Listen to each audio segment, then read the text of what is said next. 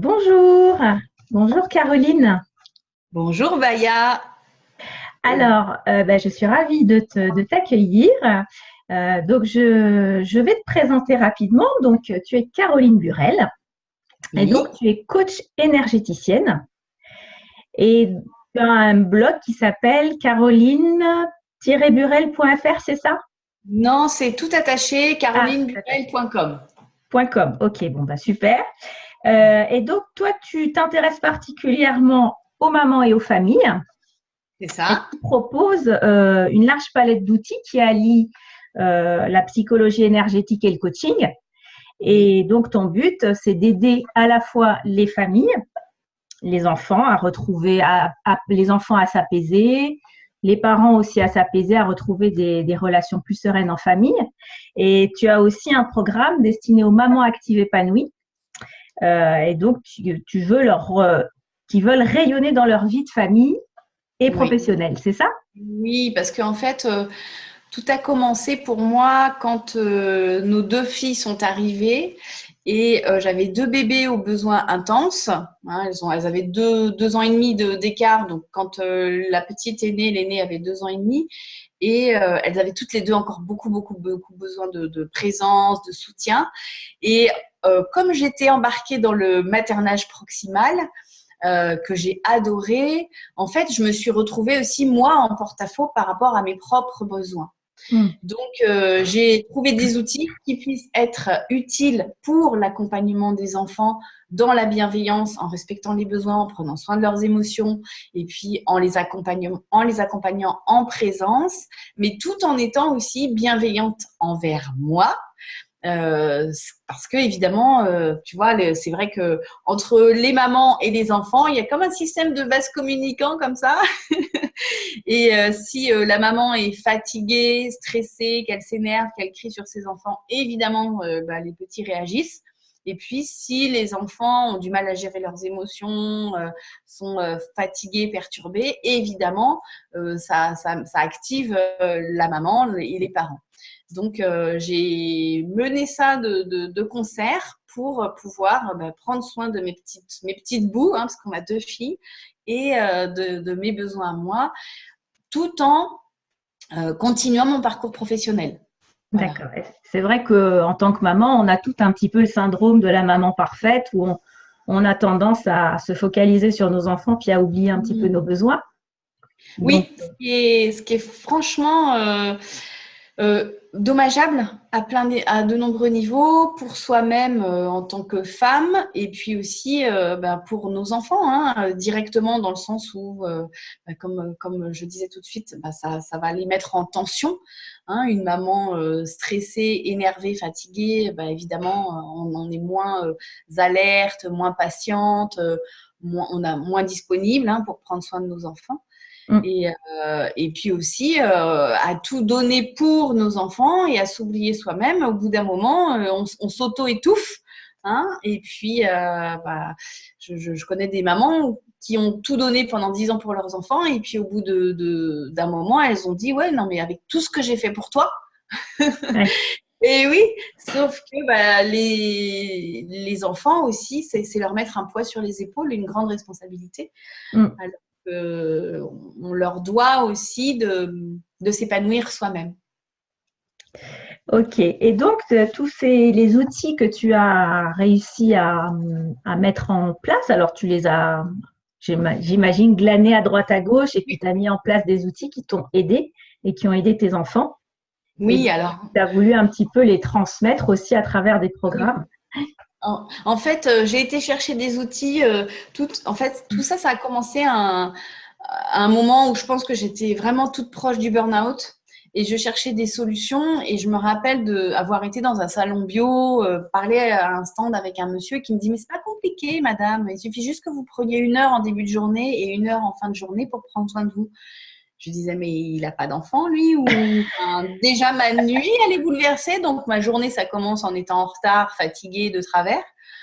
Et donc, il me fallait des outils qui aillent très vite, quoi, qui aillent très Mm. vite, pas perspicaces, et puis qui puissent faire un double effet qui se coule pour moi et pour mes filles en même temps. Et que ce Ok. soit simple, que je puisse trimballer partout, que j'ai pas besoin de toute une infrastructure, et puis que ce soit, que ça ait des effets à très court terme, c'est-à-dire illico presto, il fallait que ça aille mieux tout de suite, et puis aussi dans la durée. Voilà. Ok, bon, ben, on a hâte de découvrir ce que c'est. Tu nous mets l'eau à la bouche. Alors, tu peux nous en parler? Alors, en fait, donc j'ai commencé un petit parcours, un petit virage professionnel comme ça, où j'ai vu une formation qui me parlait de prendre soin de son énergie intérieure, et j'ai dit, ah mais oui, mais en fait c'est ça. Je voulais pas des approches du faire, parce que des trucs à faire, j'en avais déjà beaucoup, mais je voulais des choses qui puissent me reconnecter à ce que je vivais à l'intérieur et apaiser en fait mes turbulences intérieures. C'était ça ma recherche, et puis aussi qu'il soit en lien avec le féminin, en lien avec quelque chose qui puisse vraiment me réconcilier avec moi en tant que femme, en tant que mère et tout ça. Et donc j'ai fait un petit parcours comme ça, jusqu'à un moment où je suis tombée sur un outil juste extraordinaire j'ai fait les 2 premiers jours d'initiation, et quand je suis rentrée chez moi le week-end, évidemment j'avais ma fille qui avait comme d'habitude du mal à s'endormir.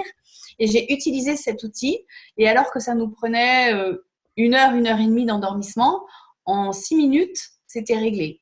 Alors, j'ai eu vraiment l'impression d'avoir découvert une baguette magique. Ça a été super impactant pour moi. Et à partir de ce moment-là, j'ai vraiment creusé. Je me suis formée à différents niveaux. Et je suis donc devenue praticienne EFT. Donc, cet outil-là, c'est l'EFT. Ça veut dire Emotional Freedom Technique, technique de liberté des émotions. Et c'est juste quelque chose qui paraît comme ça, l'air de rien, un peu étrange, un peu bizarre. C'est ce qui se passe la première fois qu'on rencontre l'EFT, puis qu'on voit quelqu'un commencer à pratiquer l'EFT, parce qu'en fait, on fait des stimulations sur des points du corps, sur des points des mains. Donc, il y a 9 points sur le corps. Et en même temps, on va rester en connexion avec la problématique qu'on est en train de traverser, la difficulté qu'on est en train de traverser. Alors, ça se rapproche de l'acupuncture, c'est ça? C'est des points d'acupuncture, en fait.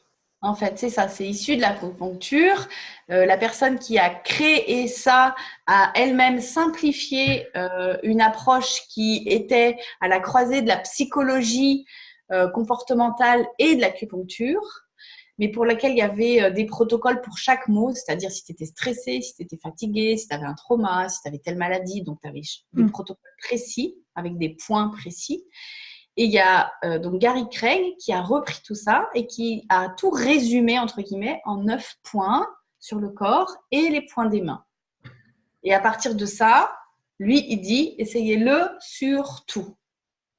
Et quand on dit tout, c'est tout. C'est-à-dire, tu vois, moi, j'ai apaisé des conjonctivites en 5 minutes avec ça, sur moi, des petites otites pour mes filles. Donc, ça peut être des mots, tu vois, du quotidien, ou des choses un peu plus profondes. Par exemple, tu vois, une maman qui vit du stress au moment de rentrer du boulot et retrouver ses enfants. Alors, comment est-ce que tu vas faire pour te apaiser toutes tes énergies de stress que tu as accumulées dans la journée pour revenir faire ta deuxième journée en pleine forme? Ou en fait, tout. Ça peut être vraiment tout, perdre du poids, arrêter de fumer, déployer son activité, se connecter à des profondeurs du féminin, enfin tout ce qu'on veut. Ok. Et alors, est-ce que ça peut aider les enfants, l'EFT? Ah oui.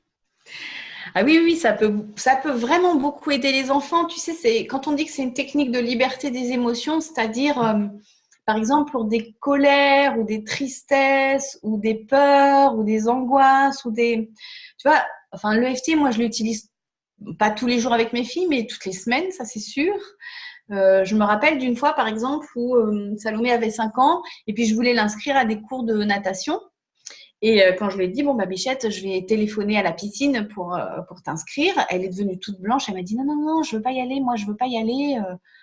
Je dis, ah bon, mais qu'est-ce qu'il y a? Qu'est-ce qui se passe et tout ça? Alors, puis elle se met alors qu'elle n'est pas très expressive de ses émotions, tu vois, elle se met à trembler et à dire, non, je veux pas y aller, et à pleurer. Qu'est-ce qui se passe, quoi? Alors, je commence à la tapoter, parce que c'est mon premier réflexe maintenant, hein, je tapote. Tu vois, là, mes 2 filles sont parties en ce moment même, elles sont parties en voyage scolaire et je leur ai dit, les filles, Vous savez ce qui se passe, hein? Si vous avez le moindre souci, qu'est-ce que vous faites? On tapote, maman. Tu vois. Et voilà, c'est tout le temps, quoi. Et là, je commence à la tapoter comme ça. Et en fait, en tapotant, ça permet aussi de libérer la parole, de comprendre ce qui se passe et tout ça. Et donc, j'apprends comme ça en lui posant des questions. Bah, qu'est-ce qui se passe? Oui, mais non, mais j'ai trop peur. Ah bon, t'as peur? Alors, on valide toujours. Hein. On valide toujours. Justement, on tire le fil. Parce qu'à partir du moment où on dit, mais enfin, c'est qu'apprendre à nager, tout le monde y arrive. Crac, ça ferme la barrière, si tu veux. On reformule ce que l'enfant dit. Et puis, on l'invite à aller un pas en avant. Un pas en avant. Qu'est-ce qui se passe pour toi? Qu'est-ce que tu ressens? À quoi ça te fait penser? Mais c'est déjà arrivé? Alors voilà, je pose toutes ces questions comme ça. Et là, tout d'un coup, j'apprends que, en fait, l'année d'avant, alors qu'elle avait pris un petit cours de natation, comme ça, dans une petite piscine pour tester, il lui avait mis une petite ceinture avec des bouées et on lui avait demandé de passer sous le boudin ou je ne sais quoi. Et en fait, avec sa bouée, elle était restée coincée sous le boudin. Donc, tu vois, une petite fille de 4 ans qui reste sous l'eau, c'est pas Elle a paniqué. Elle a paniqué, elle a cru qu'elle allait presque mourir, si tu veux. Donc, pour elle, c'était juste inenvisageable de prendre des cours. Alors que, j'avais jamais repéré ça chez elle. On allait dans la piscine et tout ça. Mais reprendre des cours, c'était pas possible. Alors, c'est quand même important d'apprendre à nager. Et donc, j'ai raccroché mon téléphone. Enfin, j'avais raccroché mon téléphone. J'ai tapoté. Et puis, en 5-10 minutes, elle a pu évacuer cette émotion, en fait, qui est restée figée à l'intérieur d'elle et qui s'est réanimée quand on en a reparlé. C'est ça le principe, en fait, tu vois. On a plein de choses comme ça qui sont figées à l'intérieur de nous, avec lesquelles on vit bon an, mal an, mais en fait, c'est descendu dans les sous-couches de l'inconscient. Sauf que si on a une situation de la vie qui nous ramène à ça, ça se réactive. C'est normal parce que ça veut nous protéger. Et en faisant de l'EFT, en faisant ces tappings-là, on va pouvoir se rapprocher de cette émotion de façon sécuritaire. Et alors que notre corps et notre esprit est activé en mode panique, danger, faire passer l'information que tout va bien. On va réinformer le corps. Ça va, c'est passé, ça n'existe plus, c'était avant. Et puis même, on peut même remplacer par qu'est-ce que tu feras quand tu sauras nager, est-ce que tu aimes bien aller à la piscine finalement, et donc à ce moment-là, le corps réimprime une nouvelle information qui fait que un quart d'heure après, j'ai pu prendre le téléphone et l'inscrire à un cours. Ok. Donc, effectivement, la parole aide beaucoup, mais en quoi le fait de tapoter améliore justement, fait que le message s'imprime et est mieux intégré? Alors, dans les principes de l'EFT, on va considérer que tout comportement dissonant, une colère, une peur, une tristesse, c'est lié justement au fait qu'il y a une émotion qui est figée quelque part dans notre réseau énergétique. Tu sais que nous sommes parcourus par de nombreux méridiens et l'énergie fait le tour de tous nos méridiens en 24 heures. Elle passe par nos organes et nos organes, c'est de grands pourvoyeurs d'équilibres hormonaux. Tu vois, on sait tous qu'une maman qui vient d'accoucher, elle baigne dans l'ocytocine. C'est pour ça qu'on tombe raide dingue de nos bébés qui viennent juste de sortir du ventre parce qu'on a de l'ocytocine, on est dans un grand bain d'ocytocine. C'est pas du tout la même chose que si au moment de l'accouchement, on avait les hormones du stress qui s'activeraient, on serait pas du tout dans le même état. Et tout ça, c'est régulé par tout un tas d'équilibres électrochimiques à l'intérieur de nous. Et en fait, le fait de faire ces stimulations énergétiques, là par exemple, je stimule le méridien de l'estomac, là je stimule le méridien de la vessie, là je stimule le méridien du rein qui est en lien avec la peur. Tu vois, tout un tas le méridien du foie qui est en lien avec la colère. Donc, on va justement pouvoir c'est ça, tu vois, fluidifier toutes ces émotions qui restent bloquées à l'intérieur de nous. Ok. Et le fait d'en parler, ça permet qu'on reste focalisé sur la problématique. Parce qu'à partir du moment où on n'en parle plus, notre corps se désengage de cette histoire-là et on peut reparler d'autre chose, tu vois. Mais sauf que c'est enfoui dans nos profondeurs. Le fait d'en reparler, de s'y reconnecter, d'aller voir ce qui se passe et tout ça, évidemment, ça nous met des émotions parce qu'à ce moment-là, si tu veux, c'est comme si le corps se rebranchait sur cette expérience-là et réactivait tout le processus. D'accord. Quand on fait du tapping aussi, on a notre hémisphère droit et notre hémisphère gauche au niveau de notre cerveau qui fonctionnent beaucoup plus harmonieusement. Les informations circulent. Ce qui signifie que, au lieu de voir un événement avec un angle, on a d'autres informations qui viennent. Et parfois, c'est des informations cachées qui sont à l'origine du stress, de la peur.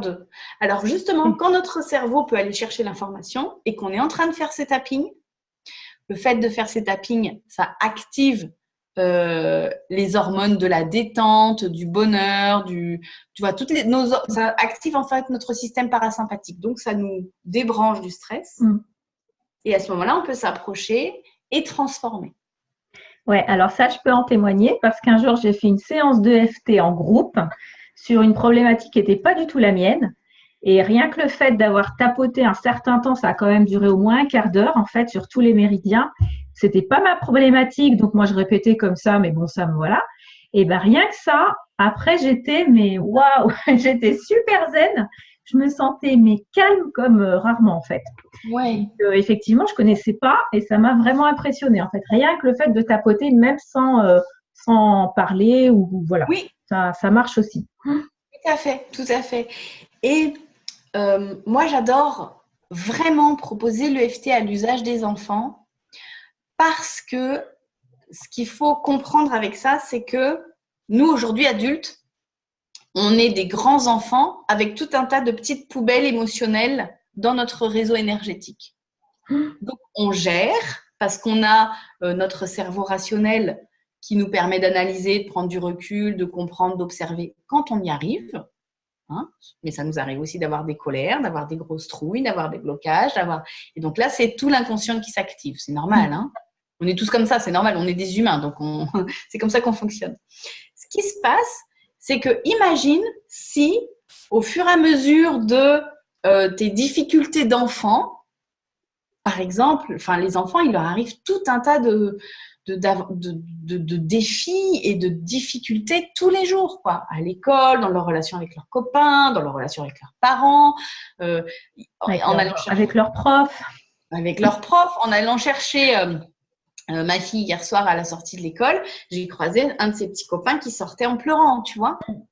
Alors, si toi, en tant que maman, tu accueilles ton enfant qui est en train de pleurer avec des tappings EFT, en le faisant parler de ce qui ne va pas, ce truc-là, ce petit trauma-là, il ne va pas aller descendre dans ton inconscient et faire que peut-être tu t'es payé la honte en récitant ta poésie et du coup, à chaque fois que tu devras prendre la parole, tu seras figé, tu auras peur.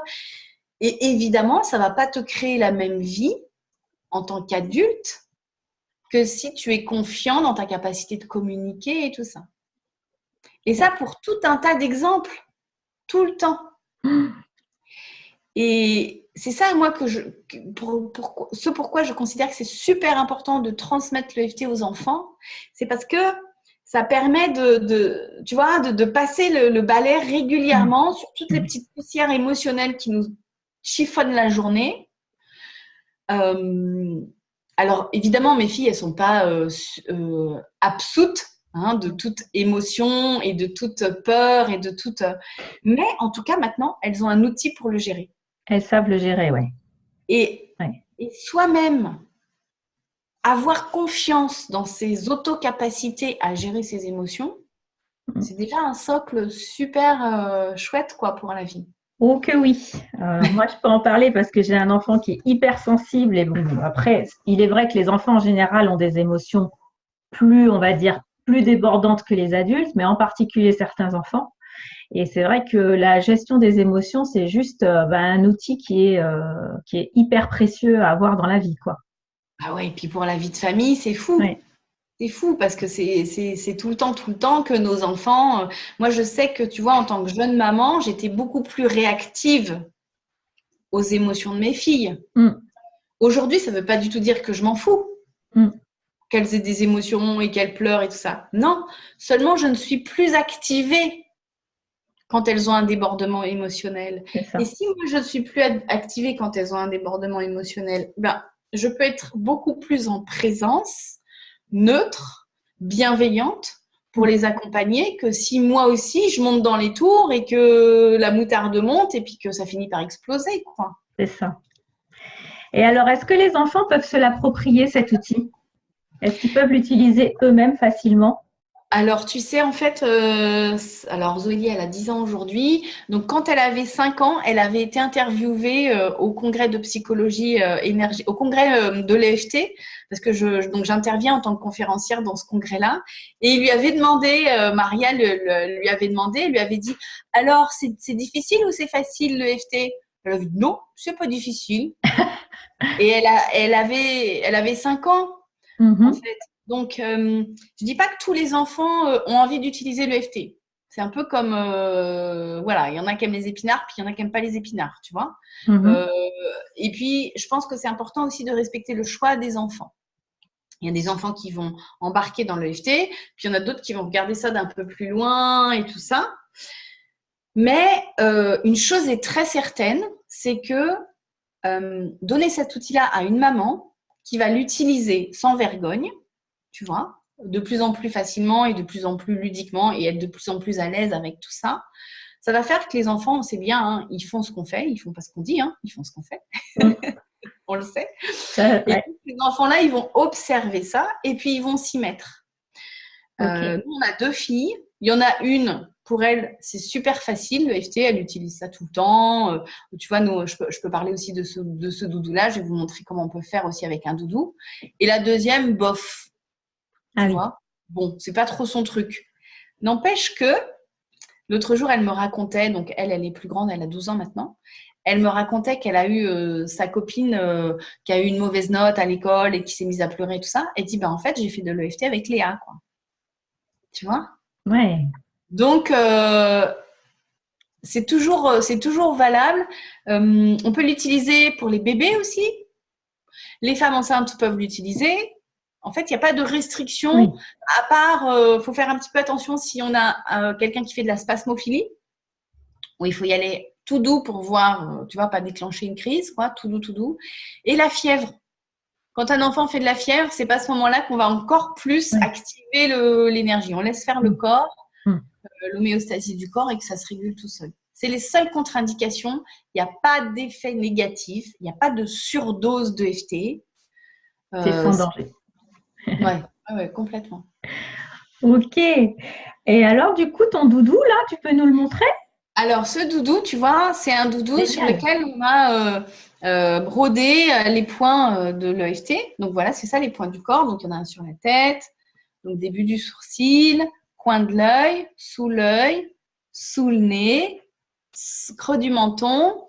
Là, on dit clavicule. Il y a au niveau, juste sous la poitrine, comme ça, et aussi sous le bras. D'accord?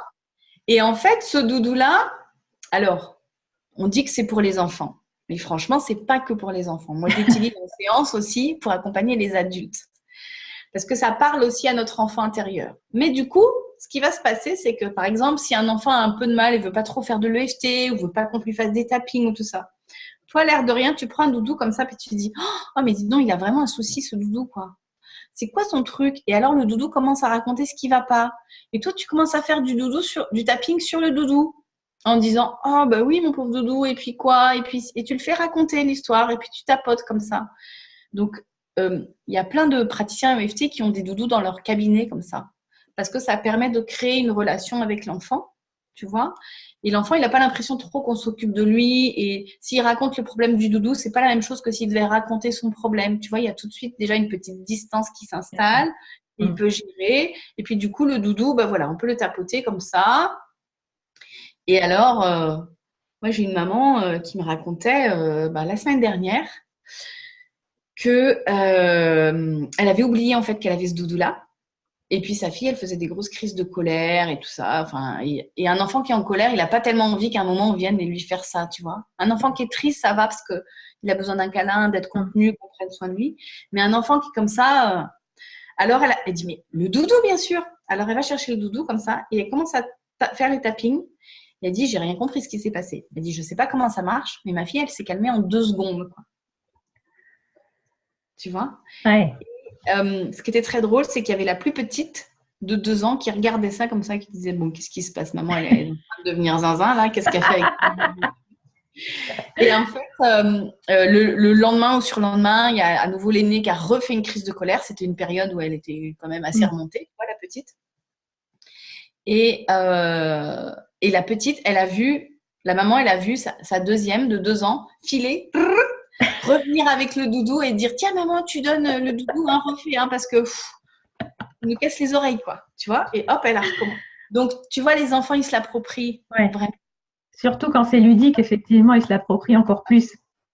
Et puis, j'ai vu aussi sur ton blog, parce que je suis aussi tes vidéos, qu'il y a un petit air, une petite chanson que tu proposes aussi pour les enfants, pour leur apprendre et tout ça. Donc, ça, c'est... Ouais. J'ai rencontré un grand-père praticien EFT et chanteur, guitariste. Et lui, entre autres, hein, parce qu'il est aussi, c'est aussi quelqu'un qui fait de la voile.